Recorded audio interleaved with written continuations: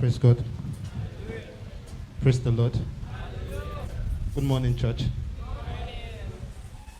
If there's anything I've known God for in my walk with God, is that He is concerned about every area of our lives.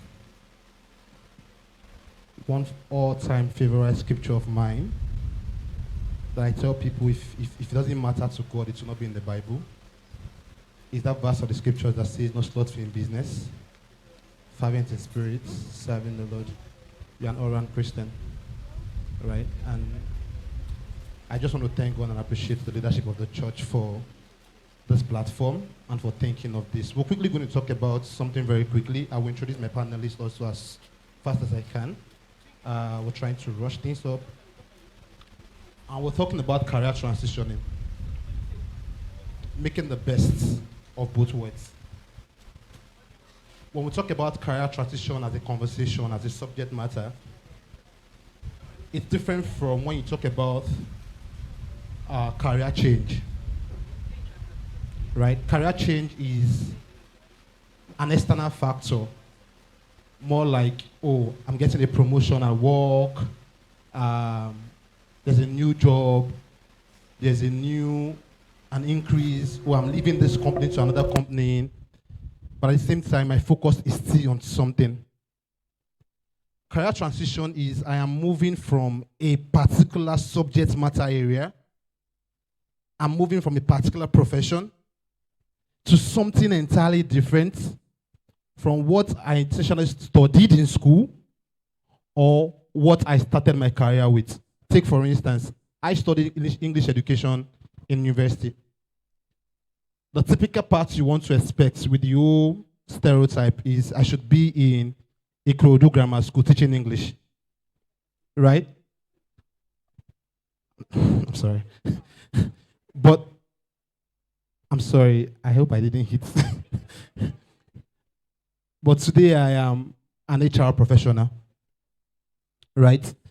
Same thing, you have somebody who studied economics in school, but as we speak, this person is a combination of UI, UX, product research, product design, and all of those plenty things, right? Or someone who possibly started his career out as a customer service person. But, people like say money they take. I want to do software. And then the person is totally transitioning. That's what we're talking about now. Then how then do you make the best of both worlds? Take, for instance, in my case, I did English education. I'm doing HR now. What am I taking from here that is benefiting me now that will take me to that place I want to go? I will introduce my panelists very quickly, but I'm just trying to, touch. And these panelists have been carefully chosen because they are people who have transitioned at one point or the other of their life and career. They've done something different from what they started out with or something they probably studied in school or something. Case in point mine. My first job was not even in HR. My first job was as a compliance officer with Nestle. What was I checking for? To ensure that all of the packaging materials used for producing your Maggi, right, this Nestle Maggi, is in tandem with the set criteria. So you're looking at the wrapper, or what is the of this wrapper? Does it fit does it match what was defined? All of those plenty. So ensure that there's strict compliance to production. That's what I started my career with. That was not even my first job, right? But I had the intention, I had it in my mind, laser focus, you know what, I'm going to do HR from my 200 level in school, right? So how was that journey for me, and how has that led me to where I am now? And to somewhat of our panelists is what we'll be hearing now. Now, the aim is not for you to hear from us or know more about us, no. The aim is that you can pick something, especially in these times where, that for those who know me very well, I used to once in a while bounce on my status to say there are some courses you should not study in school, right? Sadly, some of us have studied them. I don't see why you should go and study English in school. I studied English, so I'm not bouncing you. I don't see a reason why you want to go and study history in school, right? Except you want to go for a master's and PhD, I want to lecture or something, or you want to build a career in archaeology or something. If you're not thinking of a career behind those courses, There's no point doing those courses because I just won't go to school. But if peradventure some of us here have done that, and there is not harm prying on how we can make some steps, and become something with our life and build a career. That's why we're having this conversation. And I hope that this conversation will not end here, right? Each of these panelists will always be available for you to reach out to them. While I quickly run through, I would like to introduce my panelists. First is Emmanuel Lujobi.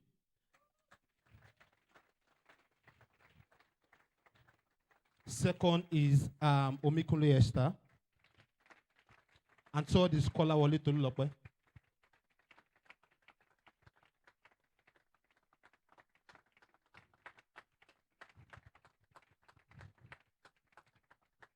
Welcome, sir.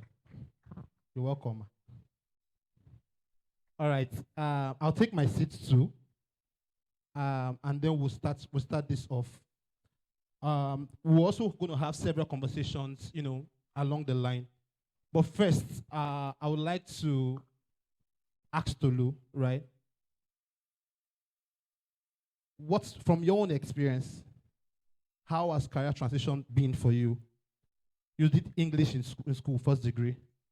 Sorry, economics, I meant to say. You even went ahead to get a master's in same economics, right? But here you are today, juggling between product research, product design, and all of the awesome things that you do. Tell us, how has this journey been for you?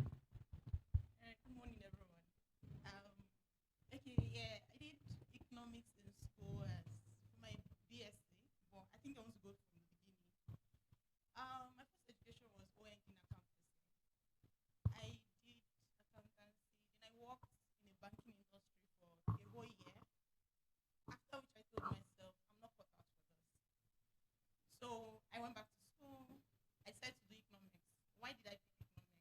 When I was in secondary school, I was not too good in economics because I didn't like my teacher. Personally, I love challenges. So I feel I didn't do well in economics. I think I had a C in my WIC or maybe a C something. I can't remember. So I decided to go for economics. I studied economics, came out of school, and when I was in school, I was introduced to a particular career, which is called market research. I worked as a part-time market researcher while I was in school, and BSc, MSc. And I think that brought me to the research world, basically. And I realized it's something I really like. Okay, so I fit into so many hats. I'm the kind of person who can do anything as long as I'm motivated to do it. It could be money. Money could be a good motivation for me to do anything. I need to do what I love. I realized I need to do what I love doing.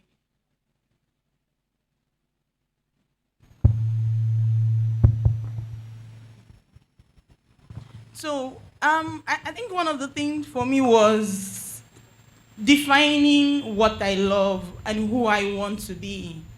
My goal helped me get into where I am today with the help of God, definitely. And after I got into market research, I realized, okay, I love talking to people. I like to know more of people, the human psychological thing, basically.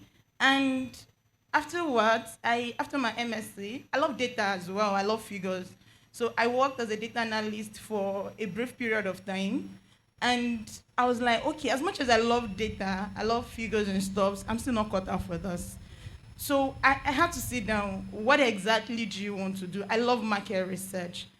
But because I'm a Christian, I realized there's some things I cannot do with market research. So I will set an example. I applied for a market research job at one of the best market research companies in the world. And I got to the final round of the interview. In short, it was already concluded. And the guy looked at me and said, oh, you're very good. You're going to be handling one of our best clients, which is the bureaus. And I'm like, okay. This guy knows I'm a deeper lifer. He said it at the very beginning of the interview. I was like, I looked at him. I said, I can't do it. He looked at me like, okay. Remember, I said they are like the one of the best market research company in the world, so the money is quite good. And he was like, wow. He didn't know what to say. And he looked at me. I needed a job at that moment. And he was like, okay, we'll get back to you. I went back home. I spoke to my mom about it. He said, the will of God will be done. I zeroed my mind. I took my mind off it. Then, somehow, I stumbled on UX research. I would say I stumbled on it because I didn't know about UX research from the beginning. I saw a job advert that looked like market research. It was everything about research. But the job title was different, and it looked so similar. And I'm like, okay, this looks like a familiar part. Let me just try it. I applied for the job, and I got the job role. I didn't know what it was about, and I got the job role. So it's the process for me was I stumbled into it because, okay, I guess as we go on, there are so many other things that transpired in between and after getting the job. But yeah, like that's my journey basically. Thank you. A very interesting perspective to pick there is that she was coming from the point of being a market researcher to product research, right? So it will be really, really very interesting to tie both together. I'm trying to put that out so nobody would think I can just go and apply for any job because I like it. There's a correlation. Let's go around. Esther, talk to us about your transition. We're watching time too.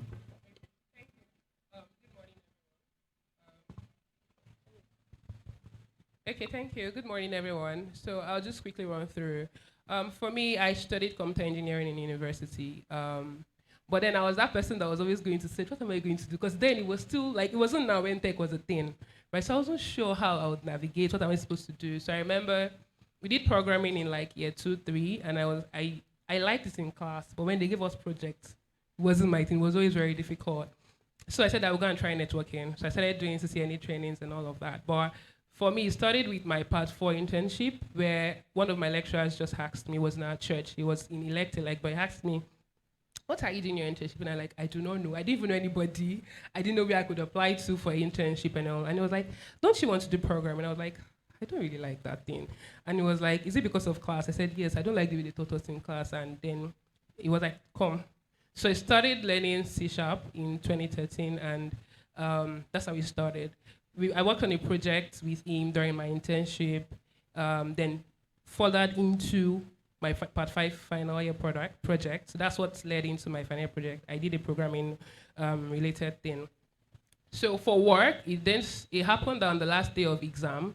Lecturer was like, oh, if you program, come see me. There's a company that is hiring and all of that. Yes, so I went for that. It was impromptu. I didn't know, but they interviewed a number of us that came to my lecturer's office, and that's how it started. I got the job at the end. So I came out of school, started working, then went to serve. So I worked as a developer, then went to serve, but I didn't serve as a developer. It didn't work, right? So I served as a teacher, and I was like, I went out of Lagos, went to one creek in Delta State, and I was like, God, what is this? You know, if you're a developer, you're supposed to keep on building, and there was signs of growth that was looking for me, but it didn't work that way. I came back, the company was supposed to retain us, they told us to go, they will hire us back. Then we got back and they were like, there's a hiring freeze. We're not taking anybody, and I was like, no way, I don't want to stay at home. But I had to look for jobs. There are a lot of things that transpired, but I continued in programming at the end. And so it was programming for a number of years, 3, 4 years, and then it happened. So I'm someone who, by God's grace, is able to do a number of things. So as I was in programming, I was running a volunteering organization, I was organizing events, all of that. But I knew there were certain strengths I had, like organizing, documenting, and I knew that be it for me. Like I was looking and I was thinking through, I don't want to be at my desk just I want to talk to people. I want to organize. So I started talking to my bosses. I said, see, give me something. So I did some research. I was like, what are the opportunities? Okay, thank you. I knew I wanted to be in tech, but I knew it wasn't going to be coding. So I started researching what are the opportunities for someone like me who wants to do tech, but also wants to do the business. So I saw business analysis. I saw other things, solution architecture, enterprise architecture, product management. I wasn't really clear. I was just searching and exploring. So I spoke to certain mentors, my bosses, and then they said, see, go learn business analysis, right? So I already had like a technical background, so I had to go train. So I did get training in business analysis, got certified in business analysis, and then it was like, let's look for a job. So I spoke to my boss, and my boss then said, so let me take you to the CTO. He said, see, this person is a developer. She wants to do business analysis. Can we put her here? And they're like, no, this is too business of business. It's not really tech, business of tech. So I didn't get that. But what happened was I spoke to another mentor. It was just going out at sea. I'm looking for opportunities that would help me merge business and tech. So something came up. They restructured, and then they put my name as a structure, because I had told a number of them, they put my name as a Scrum Master. And that's like a project, like an agile project manager. And I'm like, see, that's not what I want. I want to do business, not just like a project. Somehow it sure happened, and then I got a product owner role. And that's how I've navigated through. So my career transition will be from software development to product management. And yeah, I'm still exploring. I'm still in the business of knowing, because my long-term goal is I want to be able to leverage tech to solve business needs. So for now, it's product management, and then we see how it goes. I like how you ended. For now, it's product management, but then we'll see how it goes. Now, one thing you said that resonated well with me. So I watched a video yesterday where the person, it's an HR, I watch videos around my field as a way of trying to grow and develop. And the person says, I am not an HR person working in a business. I'm a business person providing HR support to the business.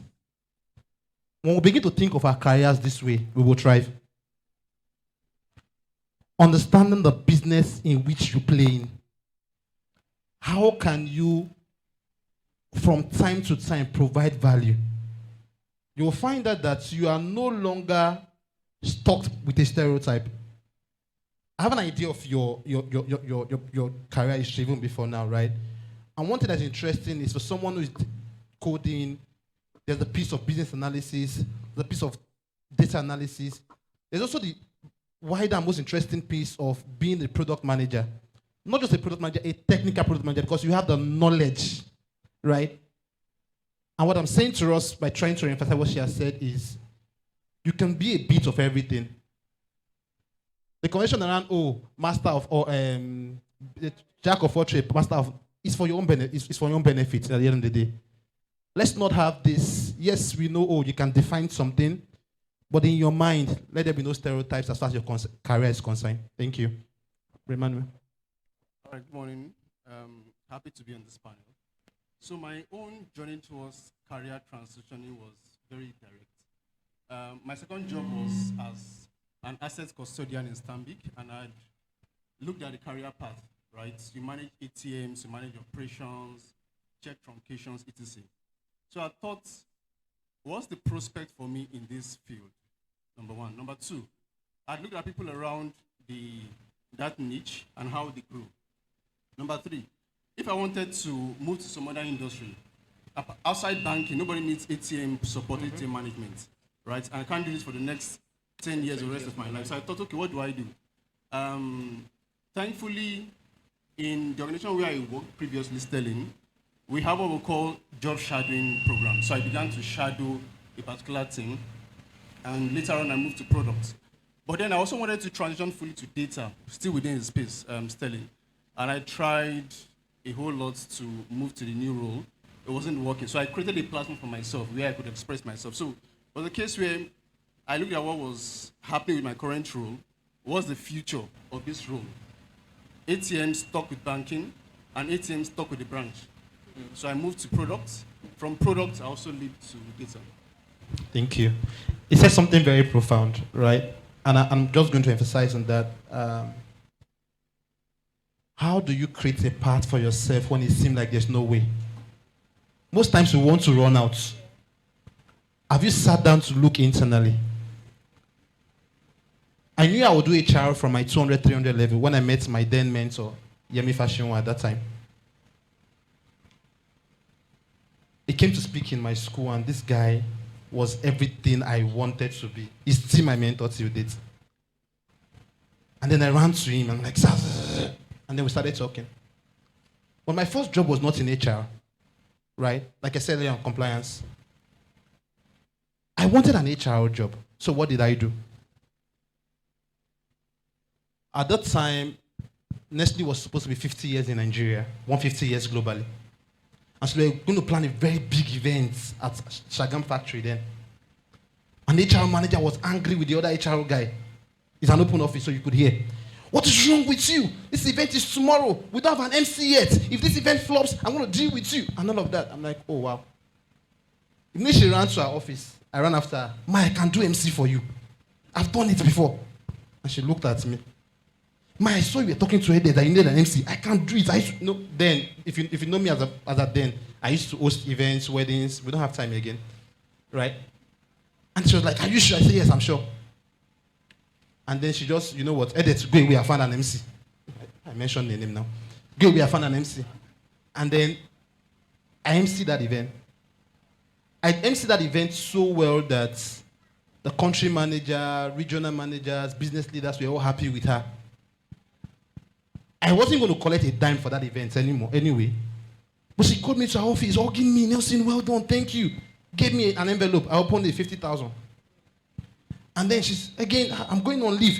And all of our office, you know, HR manager, all of those Milo, milk, biscuit, all those things. Go with them. I'm like, what do you want to do? What are you even doing in this company? I said, I'm in compliance now, but I want to do HR. And she looked at me. I'm like, yes, I want to do HR, ma. In fact, right from when I was 7, right, I started doing CIPM, right? I would leave Ebonyi State to Enugu. So there's a place of preparation. So it's not about I was not just dreaming. Ma, in recruitment, you have to go from job description to sourcing to this. And she was looking at me. Ma, if you look at training, nobody asked me a question. It wasn't an interview. But that opened a door I didn't want to just walk away from. Right? By providing a kind of value. And that was it. Okay, resume on Monday. I'll talk to your boss.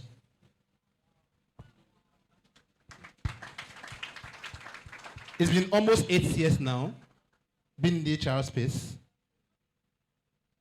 Of course, I've left Nestle a long time ago. But God has been faithful.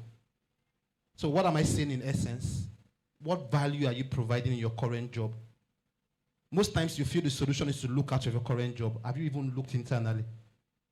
Can I create a value here? Just like you said, can I job shadow another person? I'm interviewing somebody in my Ghana team at the moment, and he's getting the job for a planning lead. This person is in the billing team, right? But what has Emmanuel done over time? Emmanuel has, in the last 3 months, job shadowed the guy who is the planning coordinator, right? And because of his data skills, he can do planning forecasts for all of our supply chain units, right? And his knowledge of the business. When we interviewed him last week, it was easy for us to say, you know what, give the job to Emmanuel. Because beyond the current data skills that he has built a rapport with the planning team and job shadowed the other guy who has left the team already. I hope somebody will pick a cue from that. Thank you. We don't have time. We want to hear from you. We want to take your questions. But I've written down some things here I wanted to quickly highlight when it comes to navigating career changes. And any of us can answer the questions, right? One, assess your current career. You're not satisfied with your current job. Sit down and do an analysis. Don't complain, don't nag. Right? Sit down, do an analysis. 2, clarify what your career goals are. What job are you looking for? Any job. I will not answer you. Any job should not be, it's not a career path. It's not the name of a job. You finish school, you are going to meet your pastor. Pastor, I'm looking for a job. Sir, what job are you looking for? Any job, sir. No. Have you sat down to do your research? What career opportunities are bound that I can tap into? What is my interest? And how can I tie this interest to where I'm going? Research what this potential career will look like for you, right? Then define your course of action. I'll pause there. I will take your questions if there are any. And any of us on the panel can answer your questions. There's one hand there. I don't know if we can get the mic to him.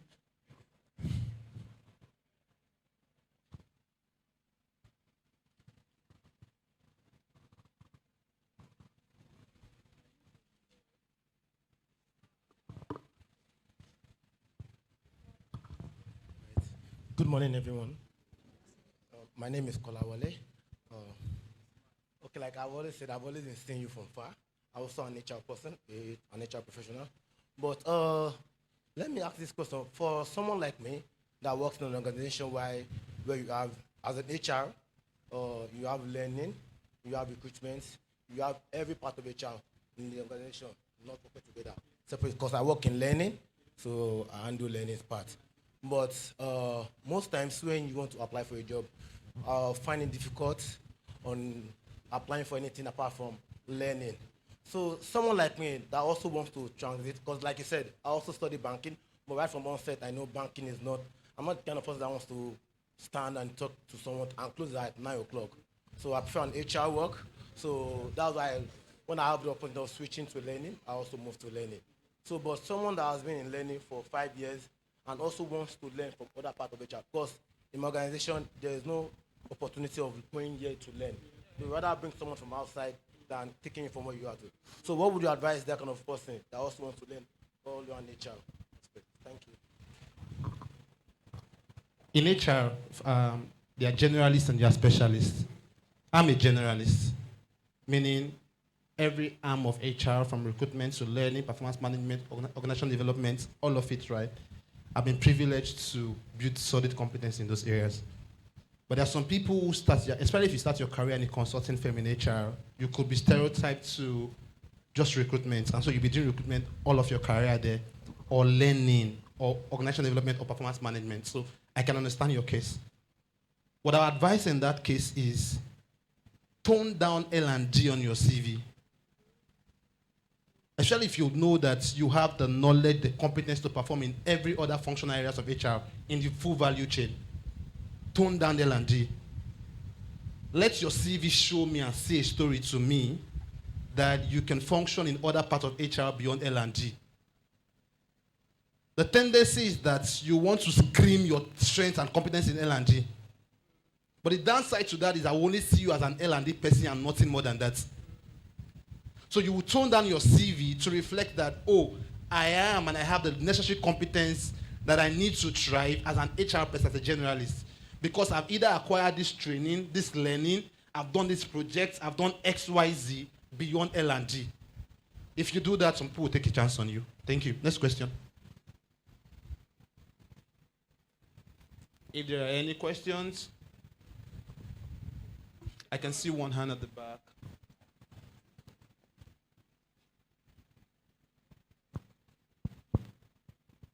Good morning, church. Good morning, sir. I think this question goes to my sister in red. So in transitioning, as Christians, are there some verticals we shouldn't even think about, right? Because you said you got a job to do a market research in the breweries. I've had these conversation with several people, but I would like a bit more perspective to that. All right. I didn't get a job in the breweries. I got a job with a marketing research company who has brewery as one of its top clients, and I'm supposed to handle those clients. Okay, so let me give a brief explanation of what a market researcher does. You study the market, you come up with insights that help them sell their products, basically. So indirectly, I'll be helping them sell their products. As a Christian, I don't support drinking. You shouldn't be drinking, so I shouldn't help them sell their products. Now, one thing as a Christian I realize is you have principles and values. Please, because you're seeking for job or opportunities, don't neglect your principles and values. God will take care of you. I am a living testimony.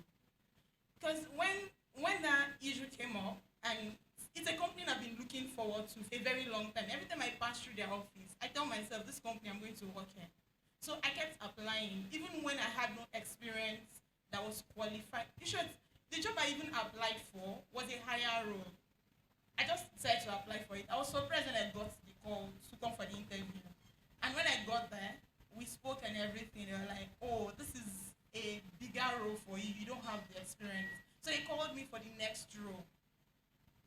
When the next role came up, I did the interview. They were like, okay, you're going to be handling these clients for us. I'm a Christian. That is core to me. And I think I want to like, you need to, it's a thing about you, not about what people think and about your relationship with God. So in your searching for a job, whatever profession you chose, your principles and values should be the first thing on the table. When you've decided that this pleases God, then you can now make whatever decision you want to make. I hope that answers your question. Thank you. Someone has written to us to say, I currently work as a communication manager for a company in Virginia, USA. I'm also a journalist here in Nigeria, which demand much time, but I don't want to leave the job looking at what it offers here. What can I do? Let me not answer this, Bro Emmanuel. Okay, so which demands Much time. much time. I don't want to leave. Okay, yeah, so the fact is that you have to know what works for you, right? You have to be very deliberate about your career. The first principle is be jealous and deliberate about your career. If you want something, set a period or a target time where you would achieve this. So for example, you want to transition, no time. You can take late night courses. I mean, you can go for networking events. You can curate your CV, like you have said, to reflect the new industry you want to move into.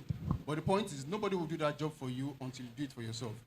One mistake we make for many people is that they are comfortable in their careers. So for example, say you are in operations, settlements, whatever it is, and you don't like that role, but you are paid very well. Before you know it, it is 5 years and 10 years you've not moved. So be very deliberate and intentional about building your career, whichever way it's going to cost you. Thank you. To add to that, right, to this person who has asked this question, determine what exactly you want. You want, being a journalist in Nigeria looks really promising for you.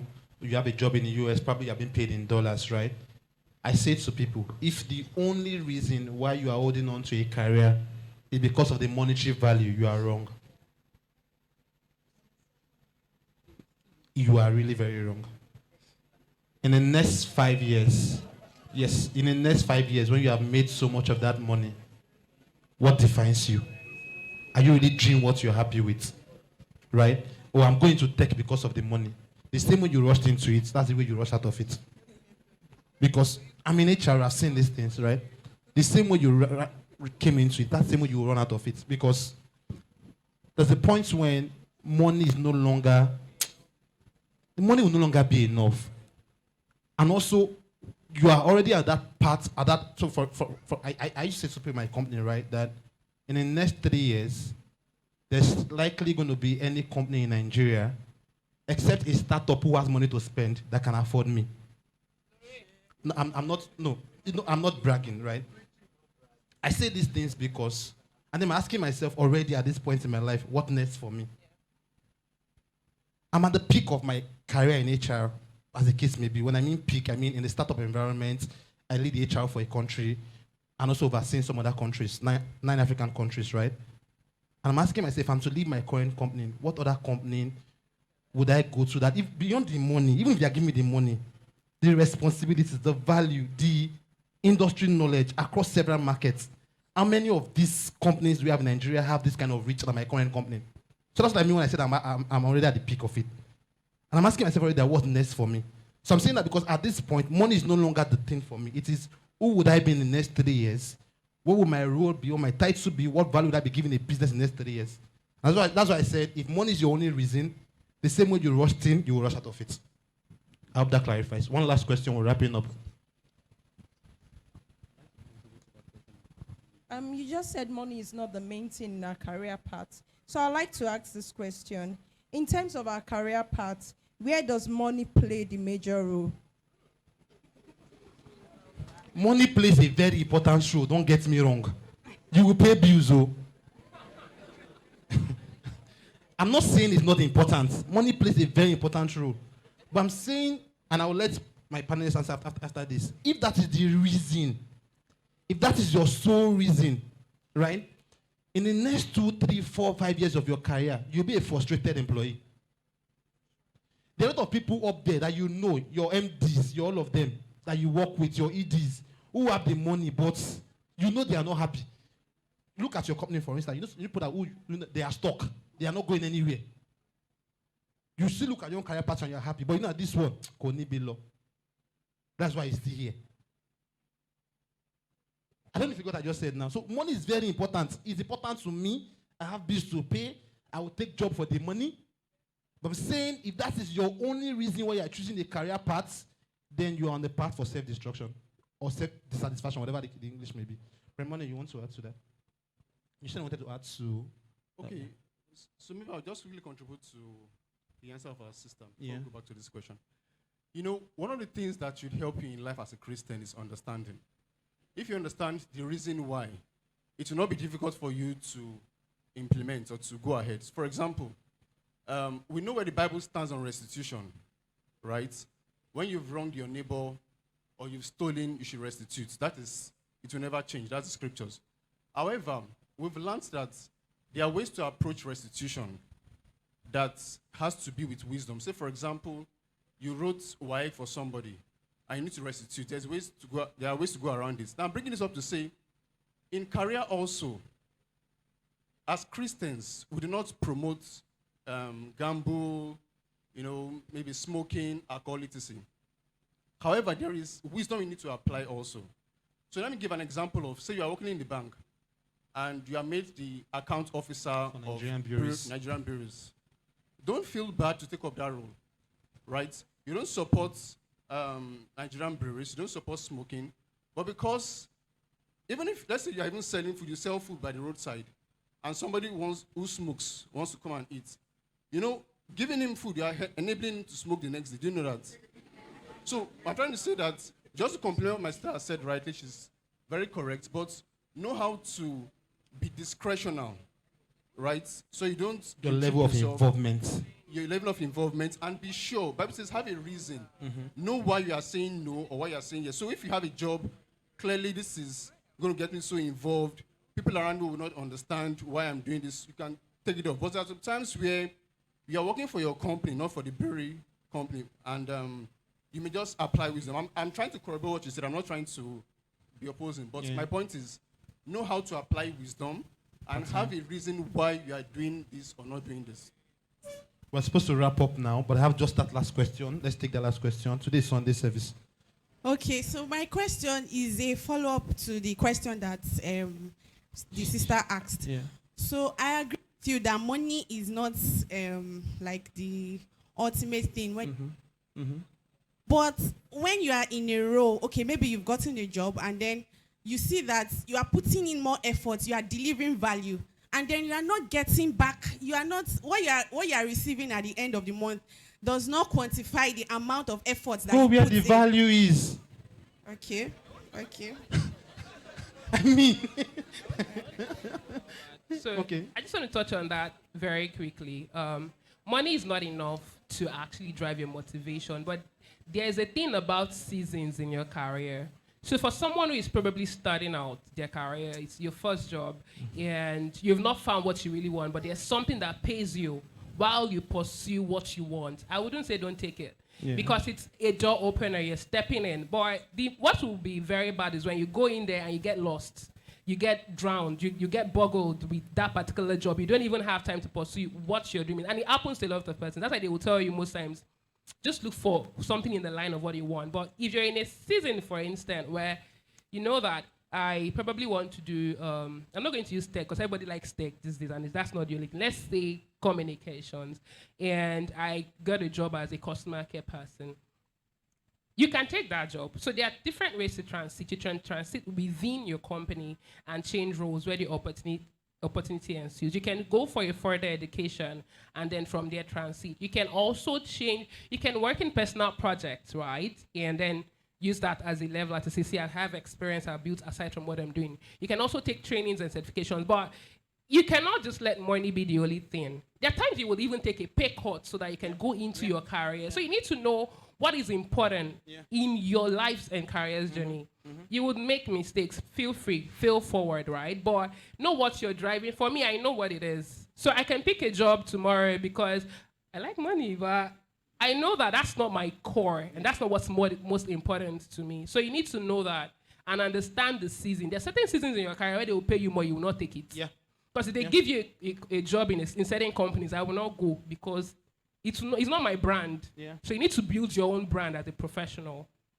We cannot exhaust this topic, but we need to wrap up now. But I would advise that if you have any further question aside now, meet any member of the panelists. They will guide you. And I'm sure that with conversation with PT, we have a platform that will be launching very soon where we can answer to each and every one of our career questions. That will be rolled out very soon. But the aim is that as Christians, we are all, right? We're trying to build the old man in Faith Church, and I'm glad for this platform. And let's quickly pray, please. Father, we just thank you for these conversations. We hope that this will be the beginning for some of us to step into our God-chosen path. We ask that this provides some level of clarity to some persons. We also ask that you perfect everything that has to do with our lives and our careers in Jesus' name. For everywhere where they sit doubts in their hearts, we ask that you answer. You lead us to people who will guide us right and put us paths in that path which you have set for us in Jesus' name. Thank you, dear Father. In Jesus' name we pray. Thank you, guys. Thank you.